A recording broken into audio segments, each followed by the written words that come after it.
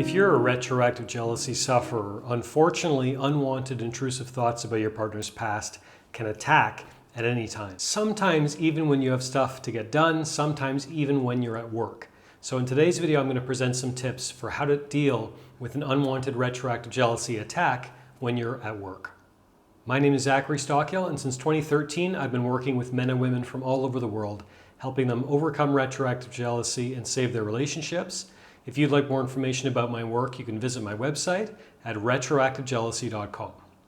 Before we get into it, a quick note for the people here for the first time. The term retroactive jealousy refers to unwanted intrusive thoughts, often obsessive curiosity, and what I call mental movies about your partner's past relationships and/or sexual history. And as I mentioned at the top of this video, unfortunately, sometimes retroactive jealousy can attack when you're at your job. So I received an email or a comment, I don't remember, from a viewer on this channel we'll call Lee. Lee writes, "I'm having a little trouble with the refocusing of my thoughts as I get most of them at work. It's difficult for me to refocus by doing something else as I need to do my job, so I can't stop to play a game or play guitar or phone a friend. Do you have any tips to help me refocus in this situation?" Thanks again for your note, Lee.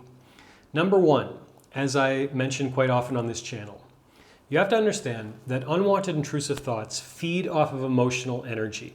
The analogy I often use is a bully on the schoolyard. So when a bully on the schoolyard picks on some kid, calls him names, is just generally annoying, what does that bully want?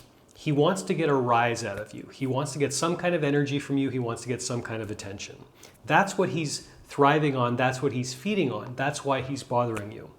And when you start withdrawing some of this time, energy, and attention, when you ignore them, when you move away, whatever, when you distract yourself, when you start withdrawing some of this time, energy, and attention and start responding to the bully differently, at first the bully might try harder, he might call you worse names, he might try to beat you up even worse, but eventually he's going to get bored and leave you alone because he's not getting what he wants, he's not getting a reaction, he's not getting some kind of energy. And it's interesting to note that intrusive thoughts, whether they're about your partner's past or anything else, often function in a similar manner. They feed off of emotional energy.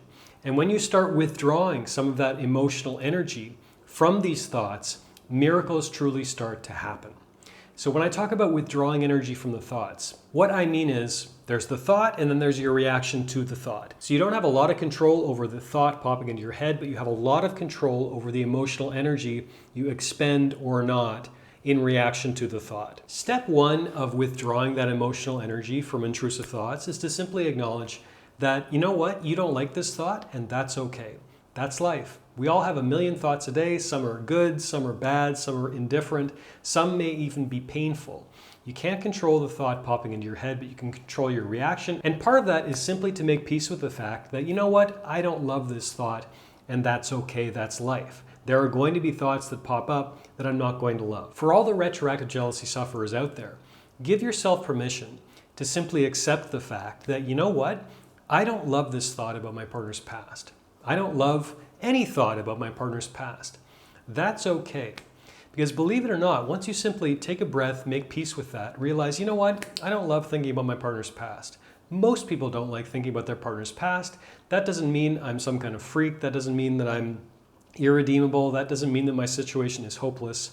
Simply accepting the fact that you don't like a certain thought often goes a long way towards preventing that heightened emotional reaction that maybe you've been accustomed to offering the unwanted intrusive thought. So make peace with the fact that you don't have to love this thought. Now, the whole topic of dealing with intrusive thoughts, how to actually break some of those patterns, is a big topic. I go into great detail and depth in my online course, Get Over Your Partner's Past Fast.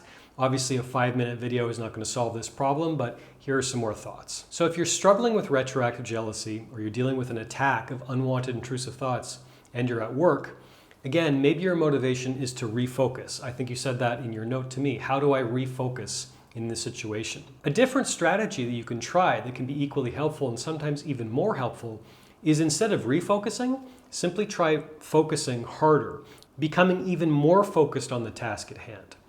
So Zen Buddhists, which is a school of Buddhism mainly in East Asia, so in Korea, China, Japan. Zen Buddhists stipulate that any activity a human does can be used as an opportunity for mindfulness. Now, mindfulness is another big topic. Mindfulness basically just means heightened, intense awareness of the present moment, and that's all. You can record a mindful YouTube video, and frankly, I think I'm pretty good at that. When I record a video, I'm very locked in. When I'm on a coaching call, I had one last night. It's very easy for me to be mindful during that call and just be completely focused, completely locked in on whoever I'm consulting with.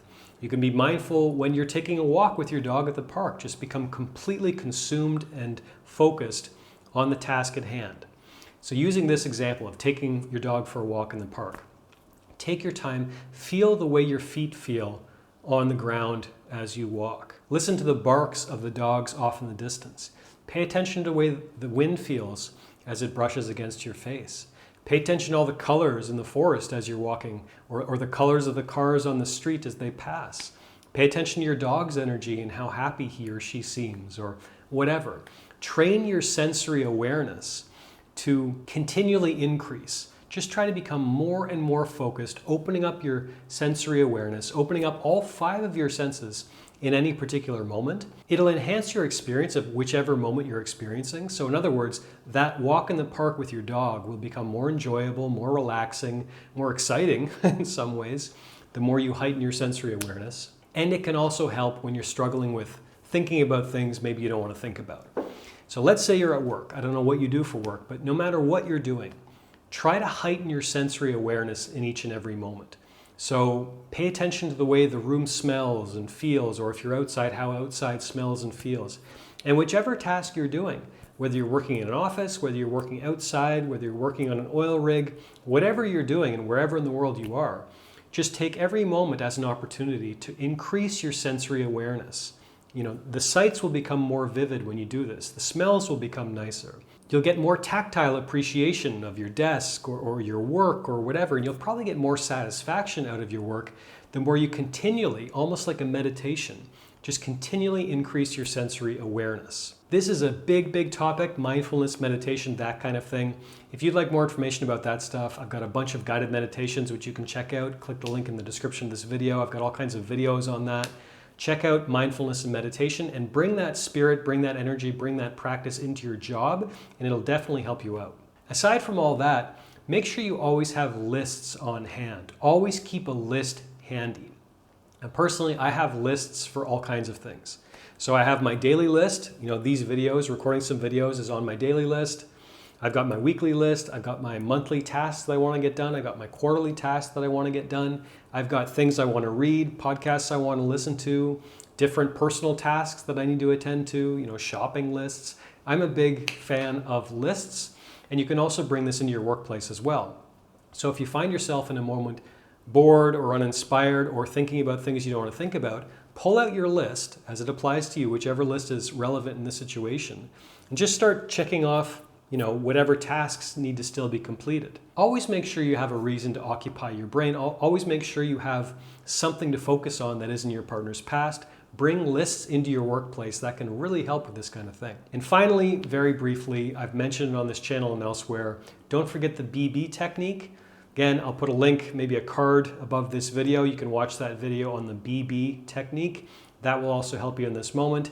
Training your breath, training your body to relax in certain moments can also be very helpful when you're trying to shake unwanted intrusive thoughts at work. Thanks again, thanks for watching. If you are struggling with retroactive jealousy and you would like a really quick and easy way to get started overcoming it as quickly as possible, you might be interested in signing up for my free 4-part video mini course. I've recorded 4 free videos. They're all free. You can unsubscribe at any time.